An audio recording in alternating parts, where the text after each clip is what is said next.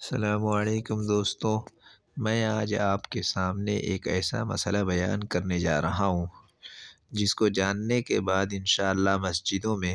جھگڑے کم ہوں گے۔ وہ مسئلہ یہ ہے کہ مؤذن کو چھوٹا بتا کر اس کی اجازت اور مرضی کے بغیر دوسرے کا تکبیر کہنا کیسا ہے؟ سوال: کیا فرماتے علماء دین اور مفتیان شرع مدین مسئلہ ذیل کے بارے میں کہ زید ایک مسجد میں مؤذن ہے اور 1 سال کئی ماہ سے یعنی 1 سال سے زیادہ سے مستقل اذان اور اقامت زید نے خود دی ہے، اور اب صرف ایک شخص کا اعتراض ہے کہ زید چھوٹا ہے، اس کی وجہ سے وہ شخص زید کو روک سکتا ہے کہ آپ تکبیر نہیں کہہ سکتے؟ تو معلوم یہ کرنا ہے کہ کیا وہ شخص خود بغیر زید کی رضامندی کے تکبیر کہہ سکتا ہے یا نہیں؟ جواب: افضل یہی ہے کہ جس نے اذان دی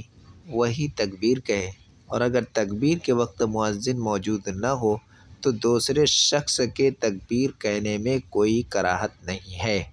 اور اگر مؤذن حاضر ہو تو اس کی مرضی کے بغیر دوسرے شخص کا تکبیر کہنے کو بہت سے فقہا نے مکروہ قرار دیا ہے،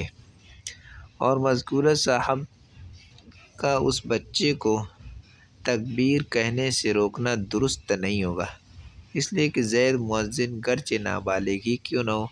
تب بھی اس کی تکبیر بلا کراہت درست ہے، اور اگر زید کو تکبیر کہنے سے منع کر کے خود تکبیر پڑھنے والے تکبیر صحیح طور پر نہیں کہہ سکتے تو بھی ان کے لیے تکبیر کہنا مناسب نہیں، یعنی ان کے لیے بھی تکبیر کہنا مناسب نہیں ہوگا اگر وہ صحیح سے تکبیر نہیں کہہ سکتے۔ ایک حدیث کے اندر اس طرح کا واقعہ موجود ہے کہ حضرت زیاد ابن حارث السدائی رضی اللہ تعالی عنہ وہ کہتے ہیں کہ میں ایک مرتبہ رسول اللہ صلی اللہ علیہ وسلم کے پاس آیا تو فجر کی اذان دی، پھر حضرت بلال رضی اللہ تعالی عنہ آ کر کے اقامت کہنے لگے تو رسول اللہ صلی اللہ علیہ وسلم نے فرمایا: اے بلال، بے شک صدا کے بھائی یعنی صدا قبیلے کے بھائی جو ہیں انہوں نے اذان دے دی ہے، اور جو شخص اذان دیتا ہے وہی اقامت کا حقدار ہے۔ اس لیے اس حدیث سے پتہ چلا